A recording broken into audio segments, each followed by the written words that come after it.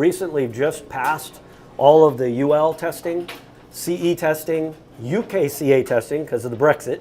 You gotta love that. Yeah. RCM for Australia and New Zealand. So we have about 57 countries worth of testing that's been done so that we're not affected from outside sources of RF, and we're not generating RF. So we do EMF testing, EMC testing, FCC testing, all that. So these are all recently have passed all of that. Oh, wow. You manufacture things here. Yes. So that's awesome. Yeah, You all hold USA made product, yes.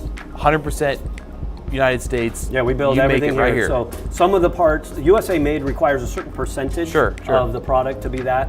So the challenges we have, capacitors, resistors, things like that that are not made in the US. Yeah. Fan motors are not. But everything we have that is capable to be USA made. The powder coating is done locally. The metal bending is done locally. We source all the, even anodizing, all that stuff's done locally. The harnesses are made right down the street. Right. Everything else that we build here is obviously USA made. And all your guys are right here, right Yeah. now. We control the making it. quality that way.